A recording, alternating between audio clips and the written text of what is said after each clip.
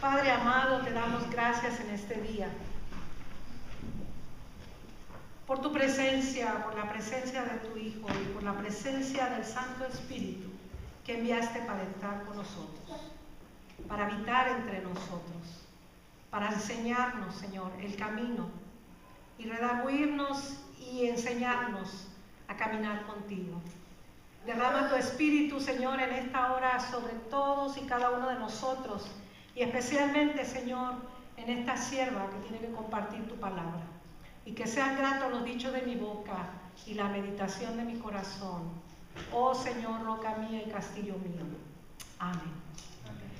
Primero que nada, hermanos y hermanas, quiero darles las gracias a mis hermanas que tomaron la responsabilidad de estar predicando todos estos domingos que yo estuve fuera, empezando, y hermanos también, porque Rafi me hizo el favor un día de predicar. Quiero dar gracias a Bill, el superintendente, a Rafi, a María, a la hermana Neti, a la hermana Ingrid, que valientemente tomaron la responsabilidad de traer la palabra. Y gracias a todos ustedes también por el apoyo de haber estado aquí fielmente, firmemente, porque sobre todo eso me da a mí una paz y una tranquilidad de saber que ustedes no están aquí por la pastora, sino están aquí porque saben que la presencia de Dios está en este lugar. Amén. Les pido disculpas por mi voz ahorita, todavía con los medicamentos que estoy tomando me tienen un poquito tonta, o no sé si ya era mi estado normal y me lo empeoraron, pero gracias a Dios porque hoy puedo estar aquí. Me siento un poco rara, me siento, hay una mezcla de emoción y una mezcla también de un sentimiento de nerviosismo, ¿verdad? Porque como ustedes saben, y especialmente los hermanos que han tomado la responsabilidad de pararse en este lugar santo, es una responsabilidad muy grande. Pero hoy yo creo que no hubo mejor domingo para regresar que el domingo donde celebramos Pentecostés. Yo le pedí a algunos de los hermanos, y disculpen, yo no tengo los teléfonos de todos ustedes, mandé un mensaje pidiendo que los que pudieran vinieran hoy de algo rojo, y veo que a algunos de ustedes sí les llegó el mensaje. Pero hoy en día nosotros estamos celebrando como iglesia el Pentecostés. Y el Pentecostés se celebra después de la Semana Santa, y es precisamente después de la Semana Santa la celebración más importante de la vida de la iglesia cristiana. Es la fiesta del cumpleaños de la iglesia. Y por ahí alguien dijo, donde hay cumpleaños no puede faltar pastel. Pero aquí no hay pastel hoy, desafortunadamente. Es la celebración también del empoderamiento de la naciente iglesia en el primer siglo por medio del Espíritu Santo. El Espíritu Santo, como todos nosotros sabemos, es inclusive más que simplemente la tercera persona de la Trinidad. Su singular lugar en el crecimiento y desarrollo de la iglesia va mucho más allá de la relación doctrinal que existe en la Trinidad. El Espíritu que se movía sobre la faz de las aguas y de la tierra se movió con tal poder y convicción en el día del Pentecostés que los hombres y mujeres se conmovieron de corazón y clamaron a Dios preguntando: ¿qué haremos?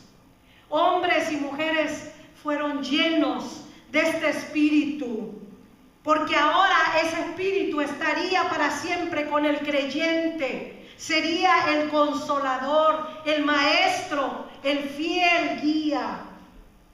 El Espíritu es el que glorifica a Jesús y el que convence de los pecados a todos nosotros los seres humanos.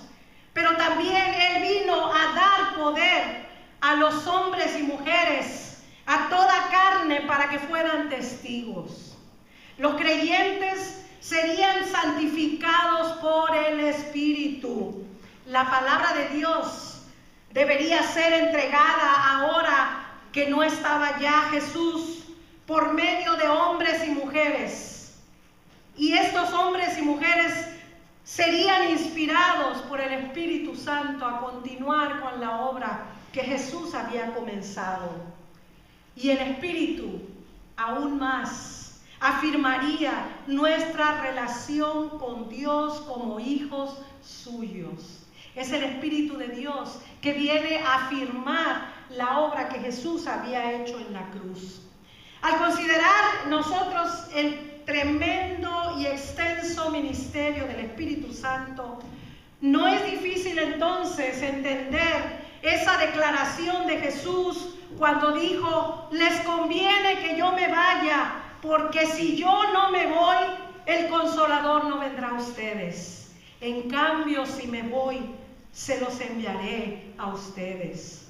Esa porción de la Escritura la encontramos en Juan 16:7. Y hasta que llegó ese momento, ellos sabían, los discípulos, aquel grupo de hombres y mujeres reunidos en este lugar, habían sido un poco más que simples espectadores, pero ahora ellos y ellas se convertirían en los participantes de la obra de Dios a través del Espíritu Santo. Ellos habían sido hasta hace poco solamente observadores, pero ahora ellos serían los líderes y testigos de esa obra de Dios. Y sí, hermanos y hermanas, fue en el día de Pentecostés que este singular potencial se desató dentro de la vida de los primeros cristianos, que fueron empoderados por el Espíritu y que debían de continuar lo que Jesús había comenzado. Pero quizás nosotros esta mañana nos estamos haciendo la pregunta: ¿qué es realmente Pentecostés? Hemos oído hablar mucho de esta palabra. Quizás para algunos de nosotros nos refiera a una denominación.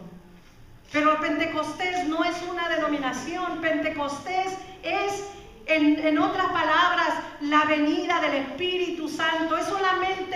No solamente es eso, pero es más que solo el día en que Dios derrama por primera vez su Espíritu sobre toda carne. Es más que solo una experiencia de la gracia del derramamiento del Espíritu Santo. Pentecostés es una oración.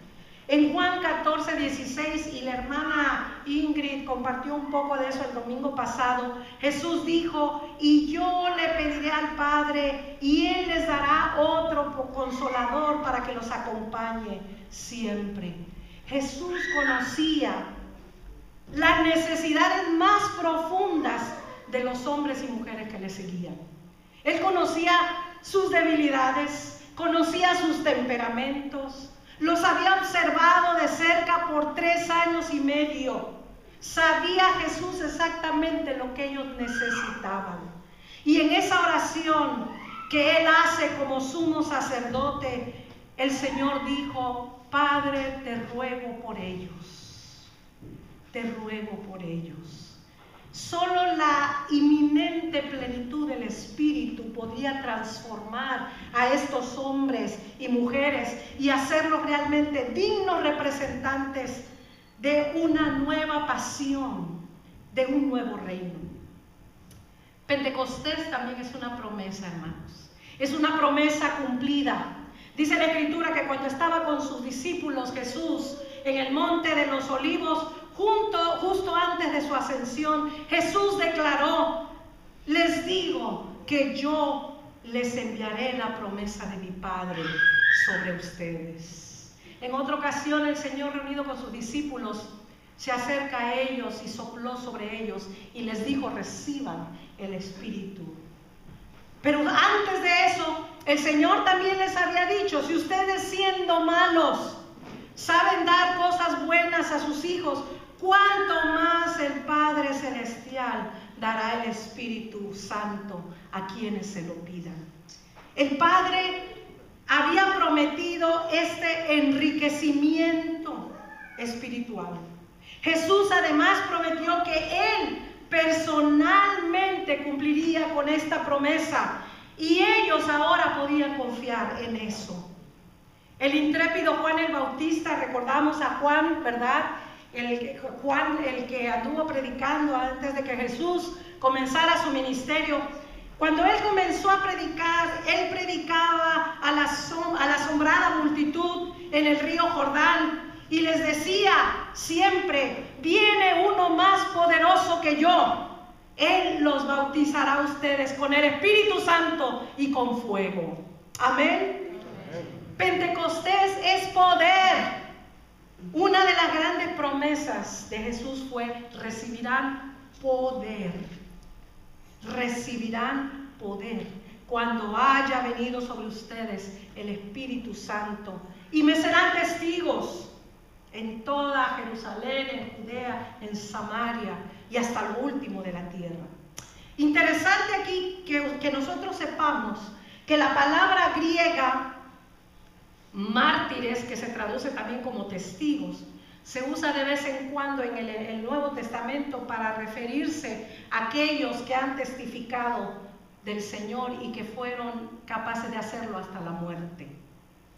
Para enfrentarse con la furiosa oposición como representantes de Jesucristo, ellos necesitarían de una abundancia de fortaleza interior. Y es que, hermanos, hermanas, en los tiempos de Jesús, en los tiempos de los apóstoles, no era fácil ir contra la religión judía, contra el gobierno. Pero estos hombres y mujeres, una vez que fueron empoderados por el Espíritu Santo, fueron capaces de hacerlo, de entregar sus propias vidas. Ellos pudieron también, a través de ese espíritu y de ese poder que les dio el Espíritu, conquistar sus propias tentaciones de la carne y controlar esas fuertes pasiones humanas. Necesitarían ellos ser especialmente empoderados por el Espíritu. Y es que, hermanos, cuando nosotros hablamos del pecado, muchas veces nosotros hacemos referencia a nuestra debilidad. La carne es débil. Pero nosotros tenemos que tener siempre en mente que hemos sido empoderados por el Espíritu de Dios para reprender al pecado, para reprender aquella cosa que nos tiene atrapados y que no nos deja ser ni hacer lo que Dios quiere que seamos. Sería necesario, hermanos y hermanas, que ahora, en esta nueva etapa de la iglesia naciente, los débiles fueran fuertes y los indecisos sean valientes. Y es que, hermanos, una vez más yo tengo que decirles aquí que ser cristiano no es fácil, mucho menos caminar hacia el reino de Dios. Por eso en una ocasión el Señor dijo: el reino de los cielos se hace fuerza y solamente los valientes lo arrebatan. Solamente los valientes, los que están dispuestos y decididos a todo, son aquellos que pueden dar ese paso al frente. Ahora los necios deben ser sabios, los tímidos, intrépidos, los de doble ánimo deben convertirse en personas de fuertes convicciones. Todo esto sería posible por la plenitud del Espíritu Santo. Ahora deberían de tener poder para enfrentarse a un enemigo astuto y hostil. Debían tener poder para hacer milagros y predicar con entusiasmo la palabra de Dios. Sus propias debilidades y temores interiores podrían convertirse ahora en invencibles obstáculos que debían ser conquistados. Hermanos y hermanas, déjenme preguntarles: ¿cuántos de ustedes que están aquí esta mañana tienen la convicción de que el Espíritu Santo está en ustedes? Amén. Amén. Lo decimos con convicción. Amén. Y es que déjenme decirles, hermanos, que Dios no es mentiroso. Si Él dijo que ya envió el Espíritu Santo y nos ha empoderado, es que ya el Espíritu Santo está en nosotros. Hoy el Espíritu Santo está dentro de ti. Déjenme contarles una anécdota. Había un hombre que le regalaron unos guantes forrados de piel. Pero este hombre vivía en un lugar cálido, en el trópico, ¿verdad? En un lugar como mi tierra, o como Puerto Rico, República Dominicana, bien caliente. A usted le regalan unos guantes de piel, ¿y qué hace? Pues los guarda porque no le sirven para nada. Y este hombre le regalaron estos guantes de piel y los guardó. Dijo: no me pueden servir para nada, no les puedo dar ningún uso. Pero un día este hombre recibe la invitación para irse a trabajar a un lugar como Michigan, donde aquí se hace frío, ¿verdad? Y entonces el hombre se acordó de los guantes y dijo: alguien me regaló unos guantes, ahora es cuando me van a servir. Y entonces fue el hombre a buscar los guantes en la gaveta y se los empieza a poner, pero cuando se los empieza a poner, de repente se da cuenta que no puede, el dedo no le entra. Entonces al buscar dentro del guante, en el dedo meñique, sacó algo que había ahí y era un billete de $10. Y luego se empieza a buscar, empieza a ver los otros guantes y en cada hueco de para el dedo, en cada uno, había $100. Y ese hombre se quedó, wow, o sea, yo tenía todo esto aquí y no sabía que lo tenía. ¿Sabe que eso sucede con nosotros, hermanos? Usted tiene el Espíritu Santo en su vida. Y entonces, ¿por qué usted se apanica y se pone a temblar cuando vienen las tormentas y las situaciones complicadas a su vida? ¿Qué es lo que dice Jeremías 33:3? Clama a mí y yo te responderé. El Espíritu de Dios a usted le ha dado un espíritu ¿de qué? ¿De cobardía? No, de poder y de dominio propio. Usted tiene que usar eso que Dios ya le ha entregado y que seguramente usted no tiene engavetado ahí. Y allá está el pobre espíritu a veces haciéndole señales desde lo lejos, aquí estoy, aquí estoy. Y usted sigue concentrado en su problema, en su situación y no se ha dado cuenta que la respuesta la tiene usted simplemente allí. ¿Cuán ciegos hemos sido nosotros, hermanos? ¿Cuán ciegos hemos sido nosotros? Porque si de veras le creemos a Dios, el Señor ha dicho que ya nos ha dado poder, nos ha empoderado para hacer una iglesia enclenque, no, para hacer una iglesia poderosa que predica al Cristo y que predica la verdad. ¿Sabe usted que Pedro, después de que vino el Espíritu Santo ese día sobre ellos, Pedro salió junto con los discípulos a predicar después de que el Espíritu Santo había venido sobre ellos? Y la primera predicación de Pedro, más de 5,000 personas se convirtieron. Y esto me hace recordar también la experiencia del fundador de nuestra iglesia metodista, Juan Wesley, un mayo 24 como hoy, pero en los años allá 1500 y tantos. Él tuvo su experiencia, lo que nosotros llamamos la experiencia del corazón ardiente, que en otro contexto llamaríamos, tuvo su momento de entregar su vida al Señor. Él había sido predicador, hermanos, por muchos años, era un ministro ordenado de la iglesia anglicana. Y no fue hasta que en un viaje que él vino a Savannah, Georgia, y de regreso, que se fue, digamos, un poco decepcionado porque nadie aceptó la palabra y él se tuvo que regresar a Inglaterra decepcionado. Y ahí en ese barco conoció a unos hermanos llamados los moravos, que esos hermanos tenían una convicción y una fe que Wesley se quedó sorprendido y dice, ¿qué tienen estos hermanos que yo no he tenido? Y allí en ese barco Wesley tiene su experiencia del corazón ardiente, un 24 de mayo como hoy. Y después de haber predicado tantos años la palabra, ahí tiene su conversión. Y es que no nos debemos sorprender que hay muchos predicadores hoy en día que no han dado ese paso de fe de aceptar a Cristo como su Salvador. Que eso es lo que hace la diferencia. Cuando nosotros aceptamos al Señor como nuestro Salvador, nosotros estamos aceptando al Señor y recibiendo la promesa del Espíritu que ya mora en nosotros. ¿Sabe usted que en el Antiguo Testamento, cuando el Señor creó al hombre, dice la Escritura que tomó tierra, polvo, y de ahí creó al hombre y luego sopló aliento de vida? Aliento de vida, el Espíritu da vida.